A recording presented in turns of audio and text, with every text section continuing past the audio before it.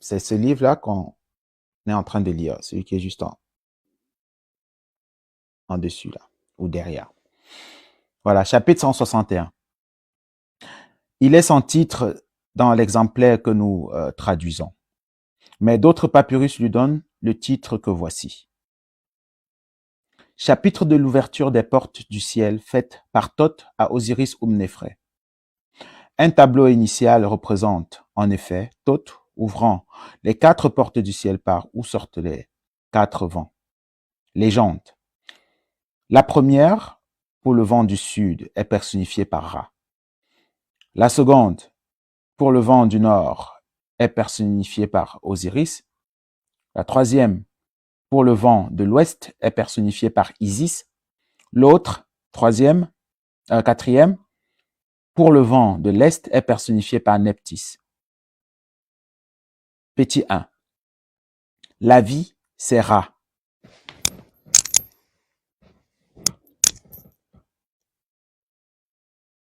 La vie, c'est Ra. La mort, c'est la tortue, destruction de la vérité pour l'Osiris N. Le dieu Tesh est pour sa reconstitution. 2. La vie, c'est Ra. La mort, c'est la tortue.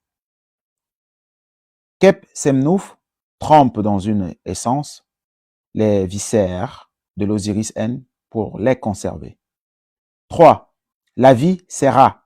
La mort, c'est la tortue. Le cadavre de l'Osiris N est purifié sur terre. Ses chairs sont purifiées. 4. La vie, c'est Ra. La mort, c'est la tortue. Est saint le grand qui est dans le cercueil? Est saint l'Osiris N? On commence le chapitre. Toute momie pour laquelle auront été faites ces représentations sur son cercueil traversera les 4 ouvertures du ciel. La première qui est celle du vent du nord, personnifiée par Osiris. L'autre qui est celle du vent du sud, personnifiée par Ra. La troisième qui est celle du vent de l'ouest, personnifiée par Isis. La quatrième qui est celle du vent de l'est, personnifiée par Nephthys. Chacun de ces vents, à son passage, est pour les fonctions du défunt. Il arrive à sa narine. On ne sait pas qui les fait mouvoir. C'est un mystère. Le vulgaire ignore ce chapitre. Ne le montre à aucun autre homme que ton père, ton fils ou toi-même. C'est le véritable mystère que connaît aucun homme, que ne connaît aucun homme en aucun lieu. Donc là, vous venez de comprendre dans ce chapitre, hier on a un peu expliqué déjà, c'est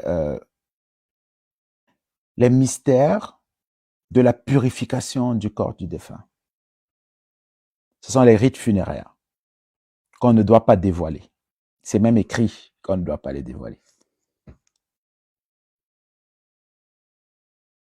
Donc, les 30 personnes qui sont ici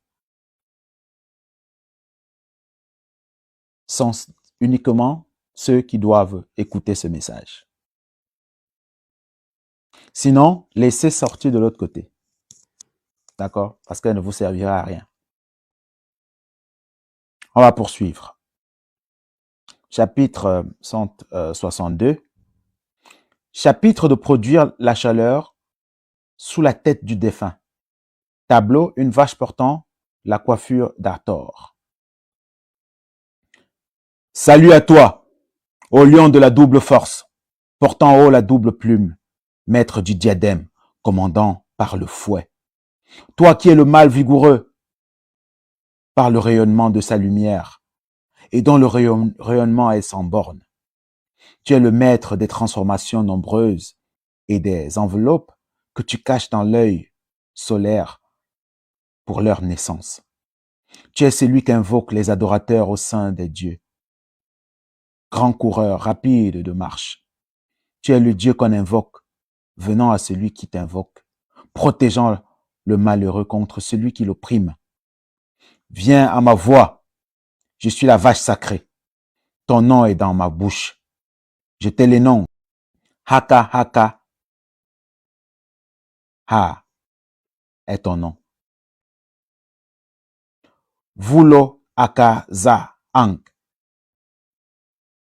est ton nom. Laba Tai est ton nom. Carcero est ton nom. Kalsata est ton nom. J'adore tes noms. Je suis la vache sacrée. J'écoute ta voix le jour où tu mets la chaleur sous la tête de rat pour le protéger à la porte divine d'An. Tu fais qu'il est comme celui qui est sur terre et que ton âme ne connaît pas. Viens à l'Osiris N. Fais être la chaleur sous sa tête. Oui, il est l'âme du grand corps qui repose dans An. Kupkeper, Aou est son nom. Barkata, Oa est son nom. Viens, fais qu'il soit comme l'un de tes serviteurs, lui qui est ce que tu.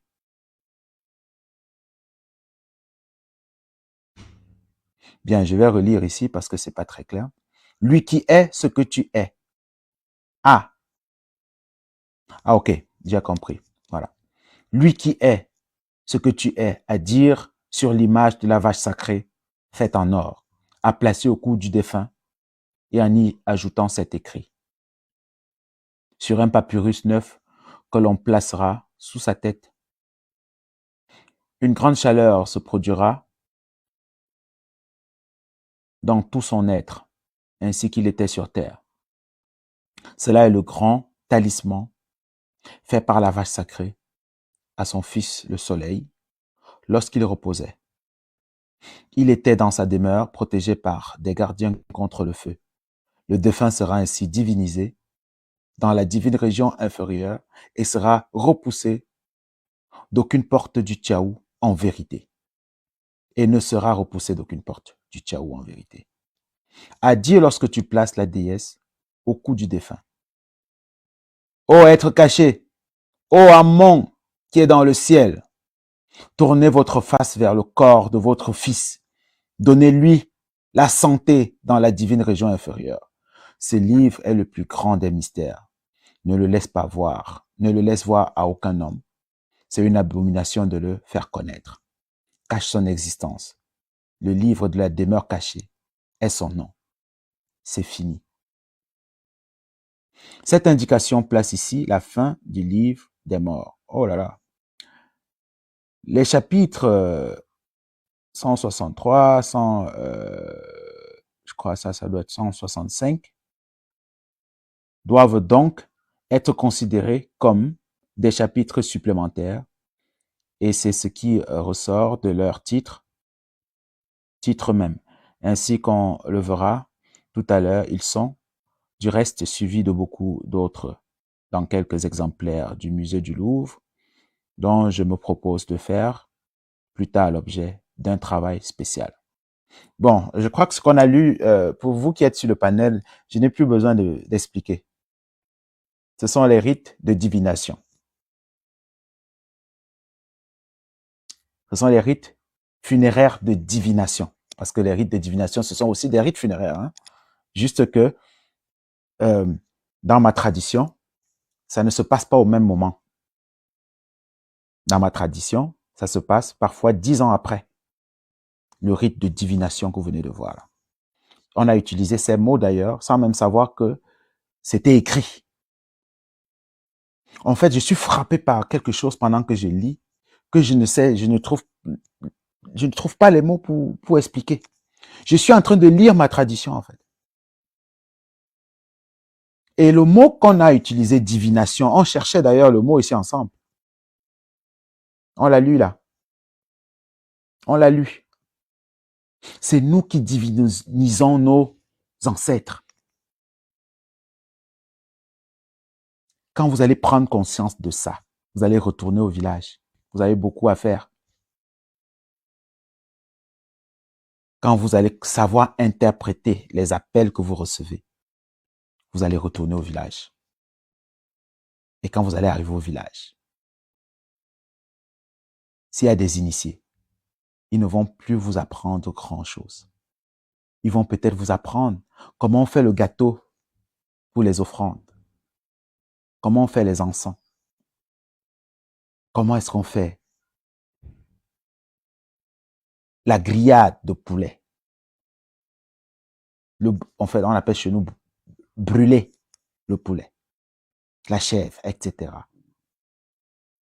Peut-être ce sont ces détails qui vont vous apprendre en pratique. Mais vous qui avez lu ce livre, sachez que vous êtes désormais en plein dans l'initiation la plus complexe. Vous êtes en plein dedans. C'est ça qui fait peur à beaucoup de gens en Afrique. Cette partie de notre spiritualité qu'ils ont essayé pendant des centaines d'années de détruire. C'est écrit dans ce livre. Je vais lire rapidement un dernier chapitre parce que je ne veux pas qu'on s'arrête à celui-là. Il aurait pu être une bonne conclusion, mais j'ai besoin d'émotions fortes. Donc, on va encore faire plus peur à ceux qui sont à la fenêtre. Il y a la reine qui a ouvert son micro.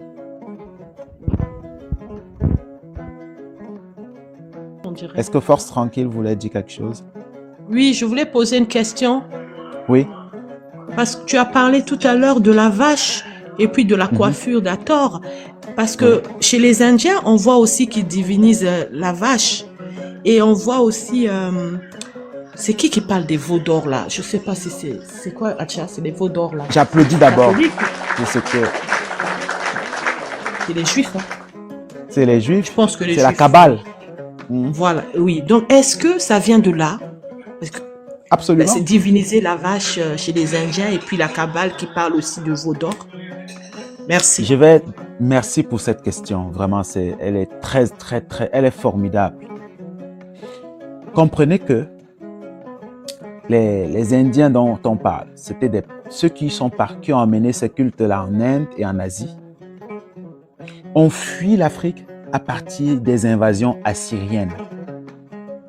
C'était des grands prêtres qui menaient cette migration-là de ce côté. C'est eux qui ont amené cette partie du culte. Comme je l'ai dit, dans chaque temple, il y avait un culte particulier qui était pratiqué. C'est eux qui ont amené ça en Asie. C'est pourquoi le Bouddha originel, c'est un Africain. Et je pense que c'est un prêtre du temple d'Amon. Je vais continuer mes recherches là-dessus. Le taoïsme, l'hindouisme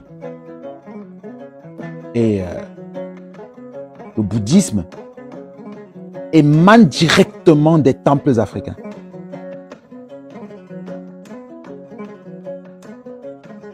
Donc, c'est la partie que je ne tenais pas forcément à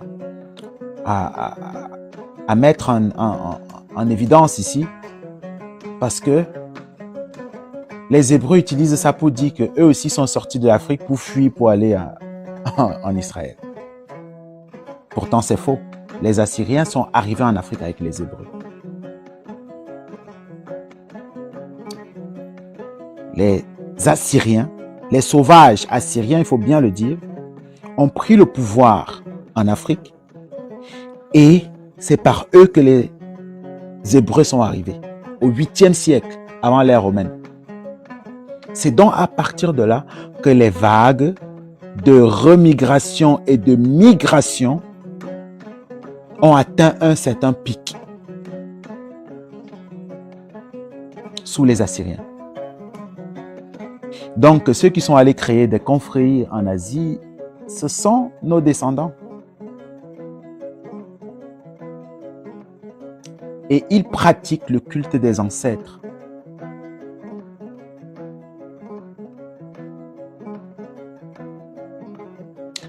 Mais le travail que nous faisons, c'est d'abord pour Kama et les enfants que nous savons qui sont... Voilà. Parce que là, c'est l'Antiquité. C'est un peu loin.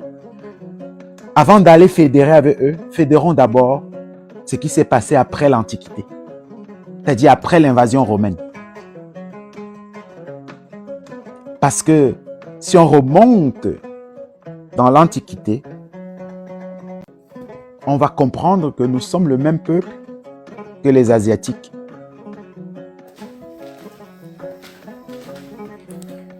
La reine Edigba, ton micro, tu veux ajouter quelque chose? Oui, en fait, au Ok. début, tu as parlé de cases de la chefferie du royaume Oui, et oui. qu'il y avait une fenêtre à l'est qui était toujours ouverte, c'est ça? Mhm. Et quand tu as lu tout à l'heure, il y avait un vent de l'est, comment le vent il s'appelait? Je crois Neptis. Et c'était les cases des reines, c'est ça? Absolument. D'accord. Absolument. Je sais pas pourquoi ça Mon, m'a interpellé, mais bon. mon interprétation traditionnelle, je vais mettre rapidement ici. Ma case sacrée, parce que, comme je l'ai dit, je parle du prisme. Je n'ai pas trouvé la photo originelle. Je vais la chercher pour un autre live. Comme ça, je pourrais mieux expliquer ce que j'ai dessiné là. Voilà, je retourne vite la caméra pour montrer. Voilà. Bien. Vous voyez ici, la grande case, c'est elle qui est la plus haute. C'est elle qui est la plus haute. Voilà. Qui forme la pyramide, voilà. Voilà. C'est en forme de pyramide. Il y a une seule fenêtre sur cette grande case. Et les rayons qui passent par cette fenêtre arrivent uniquement à un endroit bien précis. Je ne vais pas en dire plus. Ça arrive à un endroit bien précis. Non, mais j'ai compris. C'est là où il y a la peau Voilà. de ça. C'est la panthère. Oui. Ça, on peut dévoiler, mais on ne va pas dire plus. Ok, j'ai compris. Voilà. C'est incroyable que, mon Dieu, que je vais enlever Dieu là. C'est incroyable que que ça déjà c'était non c'est là je n'en reviens pas. Mais pourquoi ça me parle ça? Je comprends pas. Ok, merci. Ma reine, juste une seconde. Tu sais, quand tu viens de parler, j'ai eu une idée parce que par tout ce que le frère, notre roi, nous a lu depuis le début du livre, en tout cas, moi, la partie que j'ai eue, on voit que toutes les portes ou même les domaines, comment on les appelle, les 7 demeures et tout ça, Oui. les demeures sont souvent protégées ou même sous la protection des déesses. Absolument. Je sais. Oui, donc là, ça montre encore une fois la place de la femme dans la spiritualité, dans la culture, dans les symboles, dans tout ça. Hein. Et tout ça, ma reine, ça représente la clé que le frère a au cou.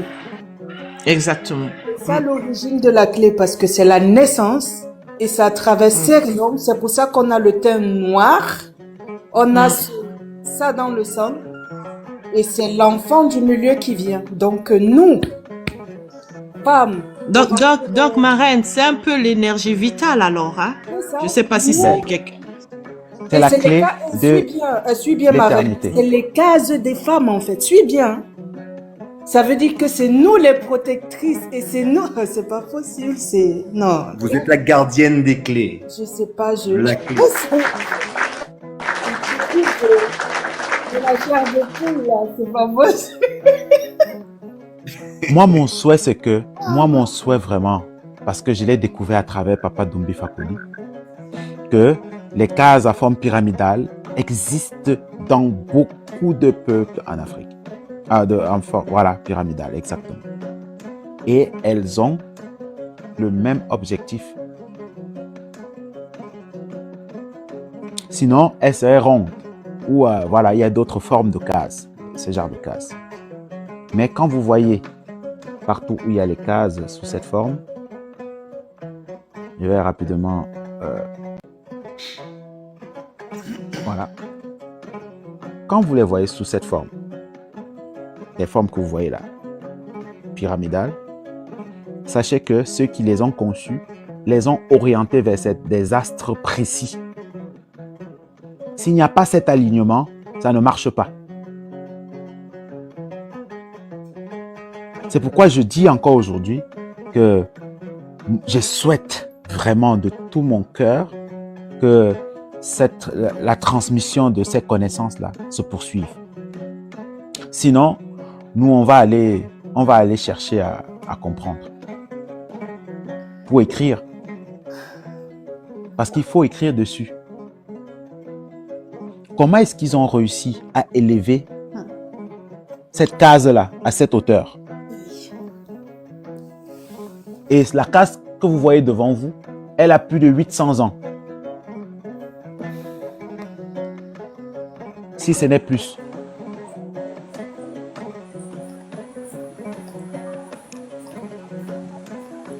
Et comme je l'ai dit tantôt, le royaume d'où sont issus mes ancêtres,